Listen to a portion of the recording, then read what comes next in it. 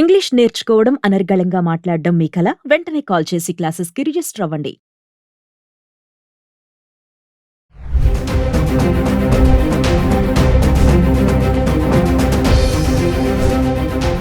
నమస్తే, welcome back to Suman TV. ప్రస్తుతం మనతో పాటు ఉన్నారు డాక్టర్ నంది రామేశ్వరరావు గారు. నమస్తే సార్. నమస్తే అమ్మ.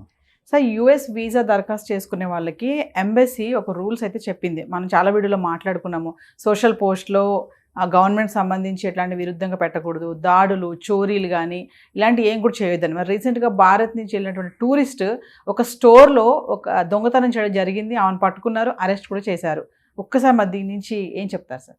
ఈ సంఘటనను డిస్కస్ చేయడం మంచిది. డిస్కస్ చేస్తే అదొక అసాధారణ మెథడ్. ఇంటి కంట్రీకి, దేశానికి పేరు పోగొట్టే పద్ధతి. ఎందుకంటే ఇండియాకి ఒక నేము, ఒక వాల్యూ, ఒక రిగార్డ్ ఉంది. ఎస్పెషల్లీ నరేంద్ర మోడీ గారు వచ్చిన తర్వాత భారతదేశాన్ని ఎక్కడికో తీసుకెళ్ళి, అంతకుముందు గవర్నమెంట్స్ కూడా చేసాయి.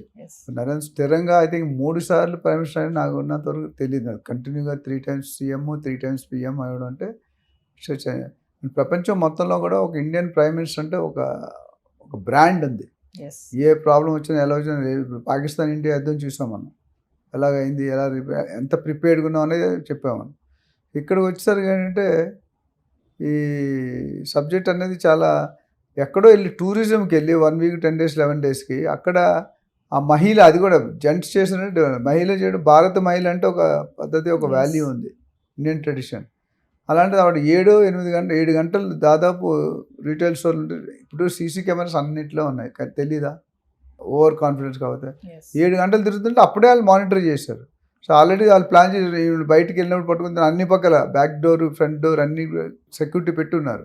సో ఆవిడ 7 గంటల తర్వాత స్లోగా చూసుకొని $1,300 అంటే దాదాపు 1,100 అంటే $85 లెక్కేసుకుంటే ఎంత వాల్యూ అండి?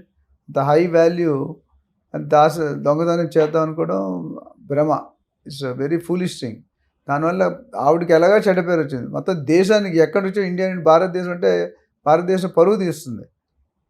లక్ష దీనికోసం పెద్ద ఏమవుతుందండి? ఇప్పుడు నేను అనేది అంటే అది మంచిది కాదండి, మంచిది కాదు అది. ఎందుకంటే ఎక్కడో టూరిజంకి వెళ్ళి ఇప్పుడు ఈవిడ ఒక్క పని చేసినందువల్ల మొత్తం భారతదేశం నుండి వచ్చేవాళ్ళకి, లేకపోతే ఇతర దేశాల నుండి వచ్చేవాళ్ళకి దెబ్బ పడింది. అంటే ఒక్క తప్పు చేస్తే 99 మంది శిక్ష పడుతుంది. ఒక wrong 99, 1 drop of lemon will break the pot of milk అని. ఇప్పుడు యూఎస్ ఎంబసీ ఏం చేశారంటే రూల్స్ టైట్ చేశారు. ఇటు పైన ఎవరైనా ఇలా దొరికితే వాళ్ళు పర్మనెంట్గా వీసా వచ్చే అర్హత కోల్పోతారు, శాశ్వతంగా అమెరికా రావడానికి ఛాన్సెస్ ఉండదు. ఎందుకంటే ఇలాంటి వాళ్ళని ఎందుకు ఎంకరేజ్ చేస్తారు? దొంగతనం చేయడం ఏంటి అసహ్యం? లేకపోతే డబ్బులు అయితే అడుక్కోవాలి, లేకపోతే నోరు మూసుకొని కూర్చోవాలి. ఇలాంటి ఇన్సిడెంట్ అయినట్టు చాలా బ్లడ్ బాయిల్ అవుతుంది మనకి. మనం ఏంటి ఒక పక్క దేశాన్ని బిల్డ్ చేయాలనుకుంటున్నాం, ఇంకోటి వచ్చి దేశాన్ని కొలాప్స్ చేయాలనుకుంటారు. కొంతమంది ఆ పాకిస్తాన్ కూడా ఇప్పుడు మిగతా వాళ్ళు కూడా తయారవుతుంది. ఇప్పుడు ఇండియాలో ఉండి ఇండియా అంటే తిన్నింటి వాసాలు లెక్కెడతారంట. కంట్రీలో ఉంటూ కంట్రీకి అన్యాయం చేయడం అనేది దౌర్భాగ్య స్థితి అది. సో ఈ యూఎస్ ఎంబసీ నవ్వు ఏం చేసినట్టే ఈ రూల్స్లో వీసా కానీ ఇచ్చినప్పుడు మేబీ నాకు తెలిసి టైప్డ్ కండిషన్లు పెట్టి ఇలాంటి పనులు చేస్తే కనుక you will be taken for a ride. And already జైల్లో పోలీస్ స్టేషన్లో పెట్టినట్టున్నారు. ఇప్పుడు నిన్న అమ్మాయి చేసింది. మరి పోలీస్ స్టేషన్ పెడతారు, రివ్యూ పెడతారు, కేసు పెడతారు, ఆర్గ్యుమెంట్ చేస్తారు. తర్వాత ఏమైతే జైల్లో పెట్టడం, లేదా పెనల్టీ వేయడం, బహిష్కరణ చేయడం ఏదో చేస్తారు. బట్ అది అవసరమా?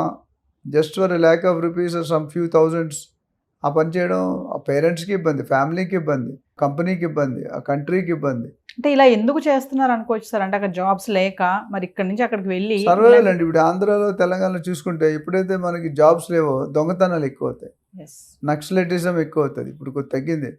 మాకు తెలుసు మీ చిన్నప్పుడు ట్రెండ్స్లో ఎప్పుడైతే రెసిషన్ వస్తుందో బతకాలి, పిల్లల్ని చదివించాలి, తిండి తినాలి, తల్లిదండ్రులు పోషించాలి, డబ్బులు ఏదో ఒక విధంగా మార్గంలో. ఇప్పుడు ఏటీఎంలో ఎన్ని రకాల దొంగలు అయ్యాయండి. ఏటీఎం ఎంత స్ట్రిక్ట్ పెట్టినా దొంగతనం ఉంది. కార్పొరేట్ కంపెనీలు, బ్యాంకులు ఎన్ని లూటీలు చేయలేదు. ఇదంటే ఏంటంటే ఫ్రస్ట్రేషన్లో చేస్తారు జనాలు. టెర్రరిజం ఒకటి ఫ్రస్ట్రేషన్ అంటే వాళ్ళు ఏమీ చేయలేక వాళ్ళ మీద వాళ్ళ కోపం ఎలా తీసుకుని ఇలా తీసుకుంటారు. అంటే అమెరికాలో కనుక దాడులు, దోపిడీలు, చోరీలకి ఇలా పాల్పడితే అక్కడ ఉన్నటువంటి న్యాయపరమైన సమస్యలు అయితే ఎదుర్కోవడం జరుగుతుంది. చాలా స్ట్రిక్ట్గా ఉంటాయండి. నేను సింగపూర్ వెళ్ళినప్పుడు ఎవరో పల్లెటూరు వాళ్ళు వచ్చి ఫుట్పాత్ మీద స్ప్లిట్ చేశాడు. అప్పటి వరకు కార్లు లేవు, 3 పక్కల నుండి 3 కార్లు వచ్చాడు, కార్లు ఎక్కించారు పోలీసు వాళ్ళు. స్ప్లిట్ చేయడం అనేది క్రైమ్. చేయకూడదు. బికాజ్ రోడ్స్ అంత నీట్, మన బెడ్రూమ్లో ఉంటాయి రోడ్స్. క్రైమ్ అంటే వాళ్ళకి తెలీదు, పాస్పోర్ట్ సీజ్ చేశారు. ఎస్ మళ్ళీ మేము పక్కన ఉన్న ఆడికి ఇంగ్లీష్, సింగపూర్, మలేషియన్ భాష రాదు కదా, మేము దగ్గర వెళ్ళి మాట్లాడి గ్యారంటీ ఇచ్చి మళ్ళీ ఇంకోసారి చేసామంటే పాస్పోర్ట్ సీజ్ చేస్తామని చెప్పి వదిలేరు. అంటే అలాంటి తెలియక చేయడం వేరు, ఇది తెలిసే చేస్తారు, దొంగతనం తెలిసే చేస్తున్నారు. ఎస్ డబ్బులు లేవు, మరి షోకులు కావాలి, ఫ్యాషన్స్ కావాలి, లగ్జరీ ఏమంటారు సెంట్లు కావాలి. డబ్బులు ఏమంటే తడి తక్కువ తమాషా ఎక్కువ ఉండకూడదు. మనకు ఎంతవరకు ఉందో ఆ లెవెల్లోనే బతకాలి. లేనిదానికి పోతే ఇలాగే ఉంటుంది, నా గరక నా ఘాటుగా. Thank you.